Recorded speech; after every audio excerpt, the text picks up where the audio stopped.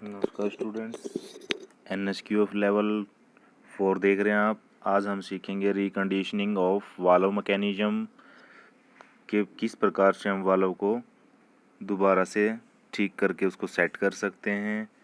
तो आइए चलिए हम सीखते हैं कि वाल्व कूलिंग सिस्टम मैकेनिज्म की हमारे मरम्मत शरीर को कैसे की चलाने के जाती लिए है। जिस प्रकार हवा और पानी पहले की की जरूरत इकाई में होती है, इसी आपको वाल्व प्रकार इंजन की को भूमिका के बारे में कूलिंग की अवगत कराया जरूरत गया था। होती है। यानी कि भाई कूलिंग आपको सिस्टम में वाल्व के 3 बारे में बता दिया प्राथमिक गया था कार्य कि होते वाल्व हैं किस और प्रकार ये से इस अपना प्रकार काम से करती है कार्य और कहाँ लगी रहती है अपने प्रकार इंजन हैं। के अंदर।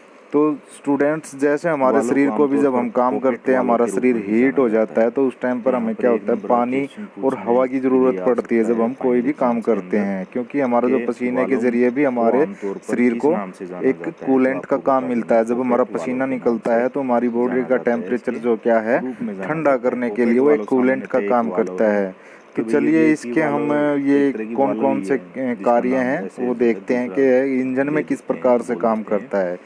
यह जिसे इंजन इंजन से में अतिरिक्त टाइमिंग और गर्मी को बाहर गैस या निकलता वाष्प है। तो भाई कूलिंग प्रवाह की सिस्टम के मात्रा को कार्यों के नियंत्रण लिए करने के लिए क्वेश्चन उपयोग बनेगा, किया तो जाता आपको है। बता देना कि सबसे भाई आप पहले सबको कि पता ये है कि इंजन जो से अतिरिक्त गर्मी को वाल्व बाहर है वो क्या निकालता है। करती अतिरिक्त हैं, मतलब जो एग्जॉस्ट फालतू की गैसेस को एक्स्ट्रा बाहर गर्मी निकालने के होती है लिए उसको बाहर रास्ता निकालता है। बनाती नंबर हैं 2, जो यह फिन इंजन और को इनलेट चलने के वाल्व, तापमान को जो एक कि जैसा वो उसके बनाए अंदर रखता है। फ्यूल और एयर तो के भाई मिक्सर जो को इंजन अंदर का जाने का टेम्परेचर रास्ता वो बनाती एक है जैसा और बनाए रखता है जितना उसकी ज़रूरत होती है। पावर स्ट्रोक के दौरान आगे देखिए, जो यह है बंद अवस्था में उसको थर्मोस्टेट वाल्व के क्लोज रखरखाव हो द्वारा जाती है। जल्दी से जल्दी ठंडे तो आइए इंजन का देखते हैं और तापमान आगे। बढ़ाता है, जो कूलेंट सर्कुलेशन के जैसा कि मार्ग चित्र में में लगाया दर्शाया जाता गया है। है, वाल्व में तो भाई जो एक शाफ्ट थर्मोस्टेट होती है वाल्व है वो एक जिसे इसके बीच में स्टेम लगाया जाता के है, नाम इंजन से और जानते हैं। तो भाई रेडिएटर आपको ये के बीच वाल्व में। में तो ये दिखाई क्या दे रहा है करता है कि कि जो जो इसकी पीछे इंजन का वाली जो जो टेम्परेचर रॉड है है वो एक जल्दी इसको से जल्दी स्टेम बढ़ाने बोलते के हैं। लिए, क्या बोलते जब हैं? Engine stem. चलता है तो उसके अंदर तो हीट स्टेम एनर्जी के नाम से भी प्रोड्यूस जो जाना होती जाता है है तो वो और क्या इसके करता है, एक इंजन सिरे के पर अंदर ही आमतौर पर एक इकट्ठी डिस्क होती रहती गोला है या इंजन के पार्टों के पास। अंडाकार तो के आकार धीरे की धीरे होती जब है। वह डिस्क बढ़ मतलब जाती क्या होती है, है भाई? एक तो प्लेट नंबर जब प्लेट यह टाइप में गोल 180 गोल डिग्री से ऊपर चली जाती है तो तब अंडाकार टाइप में थर्मोस्टेट रहती है। आप वाल्व देख भी रहे ओपन होंगे होता है, इसके नहीं तो नीचे बाईपास के अकॉर्डिंग जो इंजन बनी में हुई ही है वो घूमता एक रहता है जो अंडाकार कूलेंट। प्लेट है एक किस्म तो से ये क्या है, उसका थर्ड जिसका फ्लक्स काम सिलेंडर है। हेड या इंजन ब्लॉक के वाल्व सीट फ्लग पर बैठता है। तो भाई जो ये डिस्क है, इस डिस्क का जो एक किनारा है वह सिलेंडर हेड के किनारों के साथ बिल्कुल सेट हो जाता है, फिट बैठता है उनके साथ। वाल्व स्टेम वाल्व गाइड में सर्पण करता है। तो भाई जो ये वाल्व की स्टेम होती है ये क्या करती है, वाल्व गाइड गाइड ऊपर होता है जैसे, जिसके अंदर स्प्रिंग स्प्रिंग के अंदर इसको सेट कर दिया जाता है। जैसे ही केम इसके ऊपर प्रेशर डालती है तो ये नीचे की तरफ भागती है, खुलती और बंद करती है जो गैसों के आने जाने के रास्ते को। चलिए आइए आगे देखते हैं। अब नेक्स्ट देखते हैं वाल्व तंत्र, यानी कि वाल्व का मैकेनिज्म, कि भाई वाल्व क्या काम करती है। फाइनल एग्जाम्स के अंदर क्वेश्चन पूछा जा सकता है कि वाल्व तंत्र के बारे में बताएं या वाल्व मैकेनिज्म के बारे में बताएं। तो आपको हिंदी और इंग्लिश में दोनों में पढ़ लेना है तो आपको इजीली समझ आ जाएगा। तो हम यहाँ पर क्या कर रहे हैं, अभी वाल्व मैकेनिज्म को समझ रहे हैं। यह केम शाफ्ट के रोटेशन के संबंध में सही समय पर इनलेट गैसों के प्रवेश और निकासी और उत्सर्जन को नियंत्रित करता है। तो भाई ये यहाँ पर बता रहा है कि जो केम शाफ्ट जब घूमती है तो उसका जो रोटेशन होता है, उसके जो केम लोब होते हैं, इनके ऊपर प्रेशर डाल के सही समय पर इनको खोलते और बंद करते हैं। कौन कौन से? उसके लिए एग्जॉस्ट गैसों के लिए और जो है फ्यूल के लिए, फ्यूल और एयर के मिक्सचर को अंदर और आने और जाने के लिए। वाल्व तंत्र को नीचे दिए गए रूप में स्वीकृत किया जा सकता है। तो भाई ये दो प्रकार की होती हैं। कौन कौन से प्रकार का वाल्व मैकेनिज्म यूज किया जाता है, या जो है कौन से प्रकार का वाल्व तंत्र इस्तेमाल किया जाता है? तो ये दो प्रकार के होते हैं, OHV और OHC। तो यहाँ पे फुल फॉर्म के लिए भी एक एक नंबर का क्वेश्चन निकल कर आता है कि भाई ओवरहेड वाल्व मैकेनिज्म OHV की फुल फॉर्म बताएं, पूछी जाएगी आपसे। तो आपको बता देना है ओवरहेड वाल्व मैकेनिज्म, एक नंबर का क्वेश्चन ये आपने लिख लेना है। नंबर 2 देखेंगे OHC ओवरहेड केम मैकेनिज्म। ठीक है भाई, ये दोनों आपको जो है याद कर लेने हैं कि वाल्व मैकेनिज्म कितने प्रकार के होते हैं। तो आपको बता देना दो प्रकार के होते हैं, एक होता है OHV और दूसरा होता है OHC। OHV की फुल फॉर्म क्या है? Overhead valve mechanism. और OHC की फुल फॉर्म क्या है? ओवरहेड केम मैकेनिज्म। सबसे पहले हम देखेंगे ओवरहेड वाल्व मैकेनिज्म, जिसको हम शॉर्ट फॉर्म में बोलते हैं OHV। तो ये आपके सामने OHV का चित्र दिखाया गया है। इसके अंदर क्या क्या है आप देख रहे हैं। सबसे पहले तो है पुश रोड, फिर है रॉकर आर्म, और उससे नीचे है केम फ्लोवर, फिर है देख रहे हैं आप केम है, केम शाफ्ट का लोब है, और इधर देखेंगे जो इसका स्प्रिंग है, स्प्रिंग के बाद वॉल ऑफ स्प्रिंग दिखाया गया है, और फिर है वॉल ऑफ हेड और वॉल ऑफ सीट इंसर्ट। देखिए जहाँ पे ये वॉल ऑफ सीट इंसर्ट दिखा रखा है और ये वॉल ऑफ हेड है, ये आपस में यहाँ पर इंजन के हेड के अंदर सेट हो जाती हैं आपस में। अब देखते हैं इसके बारे में, इस तंत्र में क्या क्या होता है OHV में, कि भाई इसके अंदर कौन कौन से पार्ट लगाए जाते हैं। पहला है वाल्व, निकासी वाल्व, कि भाई ये निकासी वाल्व में लगाया जाता है। दूसरा है वाल्व गाइडर, तीसरा है valve spring lock, valve seat, valve spring, push rod, rocker भुजा और रॉकर शाफ्ट से मिलकर बनता है। तो भाई इन चीज़ों से मिलकर क्या बनता है आपका OHV। तो आपको ध्यान रखना है, इस स्थिति में केम शाफ्ट क्रैंक केस में लगाई जाती है। तो भाई जो सिर्फ मेन बात ये है कि जो केम शाफ्ट है वो क्रैंक केस, जहाँ पर क्रैंक शाफ्ट लगी होती है उसी के पास में लगाई जाती है केम शाफ्ट, थोड़ा सा उसके ऊपर। तो और जो दूसरा सिस्टम है उसमें जो है आपकी जो केम शाफ्ट है वो इंजन के हेड पर ही लगाई जाती है, जिसके अंदर हमें जो है रॉकर आर्म और पुश रोड की ज़रूरत नहीं पड़ती। वहाँ पर सीधा जो केम शाफ्ट है, केम लोब है, वो उसको जो है इस तंत्र को चलाने में सहायता करते हैं, डायरेक्ट वाल्व को खोलने और बंद करने का काम करते हैं। चलिए अगला देखते हैं इससे आगे।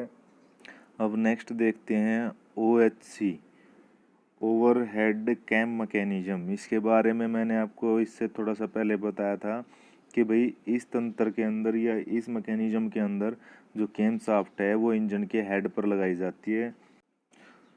तो देखते हैं यह तंत्र इनलेट वाल्व, निकासी valve, valve guide, valve spring, valve lock spring, valve seat, valve spring, rocker भुजा और रॉकर शाफ्ट से मिलकर बनता है। इस स्थिति में केम शाफ्ट सिलेंडर शीर्ष में लगाई जाती है। इस वाल्व तंत्र के संचालन के लिए कम इंजन शक्ति की खपत होती है और अग्रिम तंत्र में इंजन की आपूर्ति उच्च गति पर इंजन की क्षमता को बढ़ाती है। तो आपने देखा भाई इसके अंदर भी जो है ना ये सारी चीज़ें रहती हैं, लेकिन कुछ एक पार्ट जो है अलग रहते हैं। रॉकर भुजा और रॉकर शाफ्ट से मिलकर बनता है ये भी। इस स्थिति में केम शाफ्ट सिलेंडर शीर्ष में लगाई जाती है। तो भाई ये सारी चीज़ें रहेंगी, लेकिन जो है ना केम कहाँ लगेगी, सिलेंडर हेड में लगेगी। सिर्फ इन दोनों में यही अंतर है, आपको यही समझना है मेन चीज़। बाकी जो पार्ट हैं सारे वही बताए गए हैं, लेकिन सिर्फ अंतर यही है, ठीक है, कि केम शाफ्ट कहाँ लगती है, OHV में लगेगी इंजन क्रैंक केस के पास, और OHC में लगेगी सिलेंडर हेड में। ठीक है, तो आपको इन चीज़ों का ध्यान रखना है कि कौन कौन सी जो है मैकेनिज्म कहाँ कहाँ लगा होता है और इसमें कौन कौन से पार्ट है। सिंपल सा है, आप इसको इजीली कर सकते हैं। यहाँ तो आपने देखा था कि भाई वाल्व मैकेनिज्म कितने प्रकार के हैं, कौन कौन सा वाल्व मैकेनिज्म किस प्रकार का है, OHC में क्या फ़र्क है और OHV में क्या फ़र्क है। तो आपको ये दोनों नोट कर लेने हैं। अब देखते हैं वाल्व लीकेज के कारण के बाद कि हमारी जो वाल्व हैं वो लीकेज किस लिए होती हैं, उनमें क्या रीज़न रहता है कि जो लीकेज होते हैं।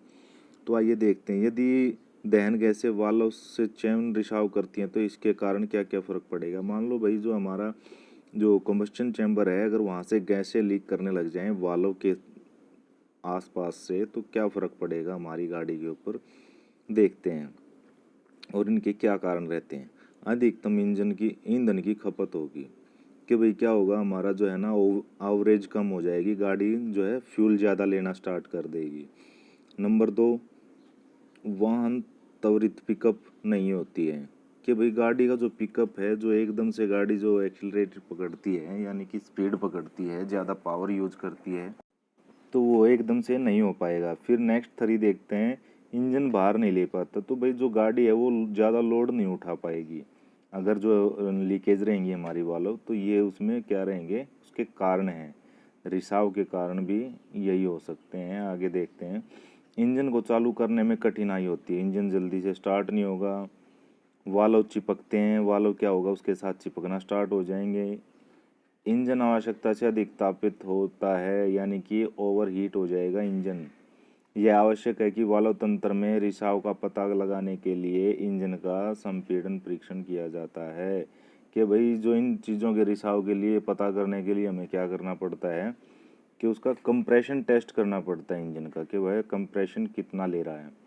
अब आगे देखते हैं वाल्व की मरम्मत करना। ये क्या थे उसके रिसाव, जो उसके रिसाव के कारण थे कि भाई उससे क्या क्या फ़र्क पड़ेगा, हमें कैसे पता चलेगा कि जो है लीकेज है।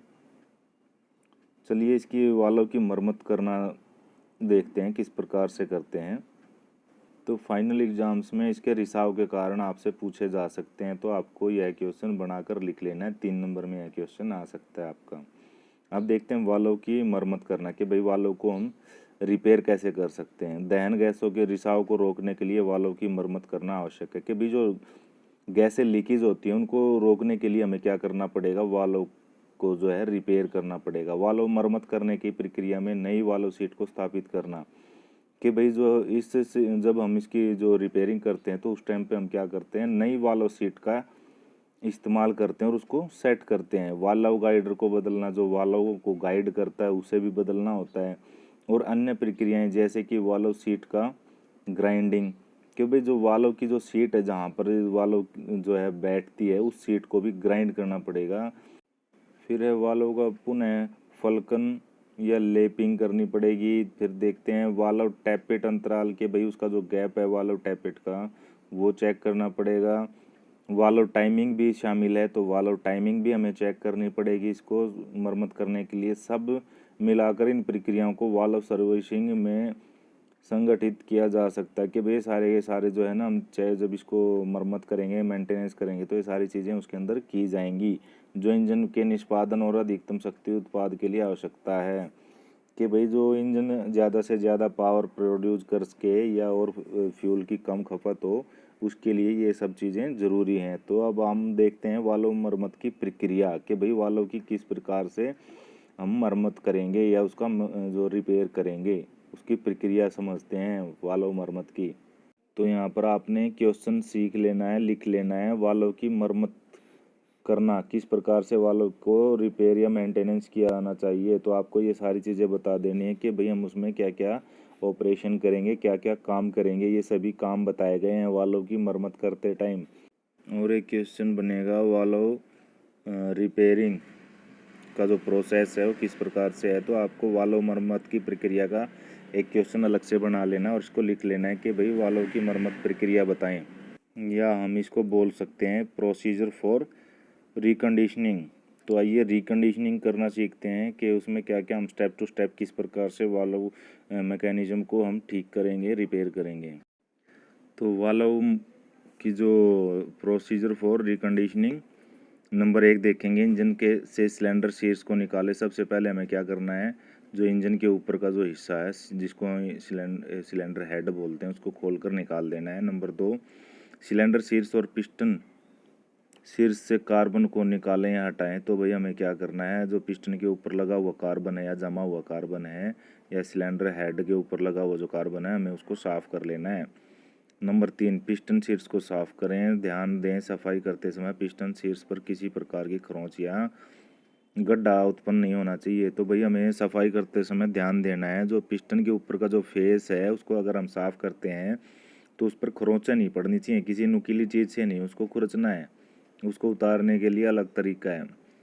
खुरदरे बिंदु या स्थान आसानी से कार्बन को इकट्ठा करते हैं। अगर आपने उस पर निशान बना दिया ना या खुरदरा हो गया तो उसके ऊपर और ज़्यादा कार्बन जमना स्टार्ट हो जाएगा, जिसके कारण ऑपरेशन के दौरान पूर्व प्रज्वलन और विस्फोटक होने की संभावना बनी रहती है। तो भाई यहाँ पर उसके अंदर प्री इग्निशन का जो है ना एक फॉल्ट होता है कि भाई समय से पहले फ्यूल का जल जाना, वो प्रॉब्लम स्टार्ट हो जाएगी उसके अंदर। तो इसलिए हमारे को उसके ऊपर से जो कार्बन है उसको हटाते टाइम उसे खुरचना नहीं है, ध्यान रखना है, ना कोई नुकीली चीज़ से उसके ऊपर कोई निशान बने। फिर नेक्स्ट देखते हैं, प्रीशियाई नीले रंग के पेट्रोल के साथ मिलाकर मिश्रण बनाएं और ड्राप की सहायता से मिश्रण को वाल्व के फलक पर डालें।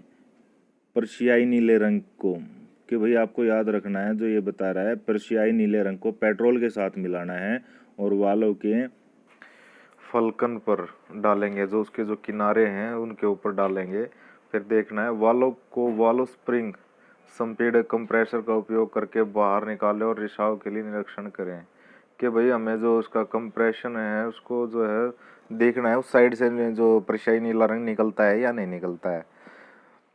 फिर देखो ये कह रहा है ब्लू रंग रिसाव क्षेत्र में को दर्शाता है कि भाई जो हमने रंग डाला था उसके फलकन पर, उसके किनारे पर डाला था, तो वो क्या होगा, दूसरी साइड में जो अगर लीकेज होगा तो उस साइड में निकला होगा और हमारे को पता चलेगा कि यहाँ से लीकेज है।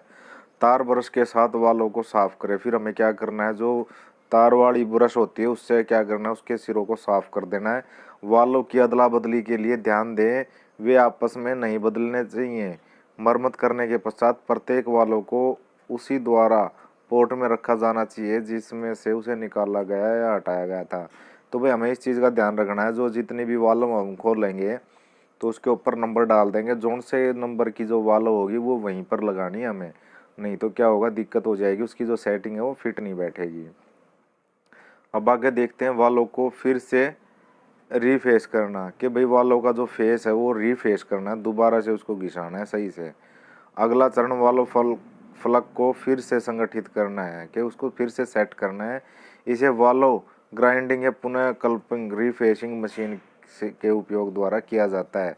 तो भाई जो वाल्व का फेस ग्राइंड है वो कौन सी मशीन द्वारा किया जाएगा, इसे ग्राइंडिंग रीफेसिंग मशीन के उपयोग द्वारा किया जाता है। रीफेसिंग बोलते हैं उसको, रीफेसिंग करना पड़ेगा, जो रीफेसिंग मशीन है उसके द्वारा किसको, वाल्व के फेस को। आइए आगे देखते हैं।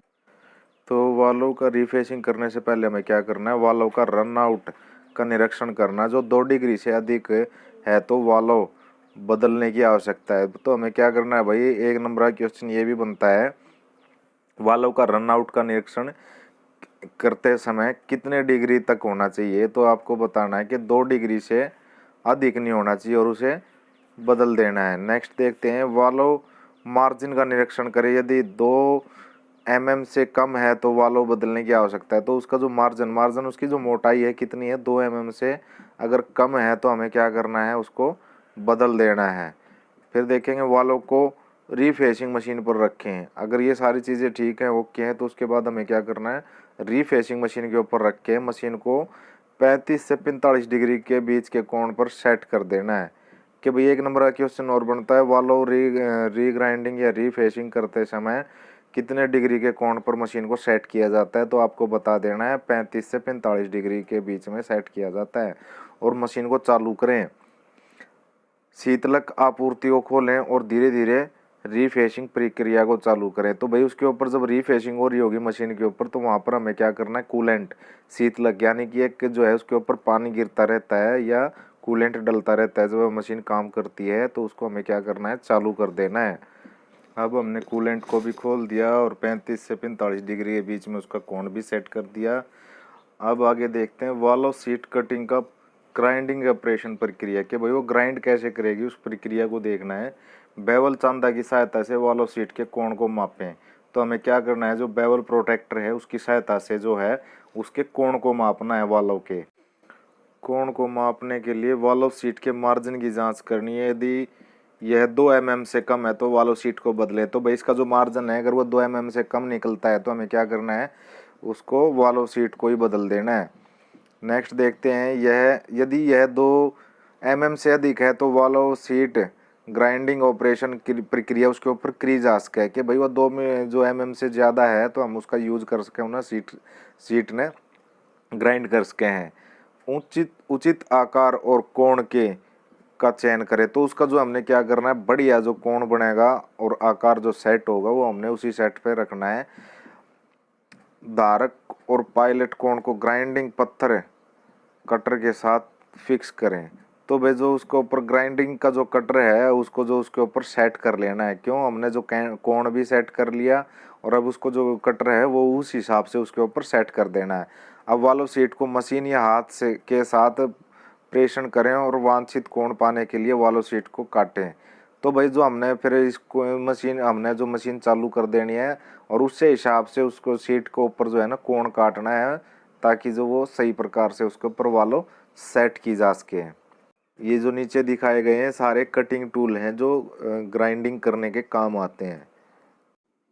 अब देखते हैं वालो लेपिंग प्रक्रिया है, लेपिंग ऑपरेशन।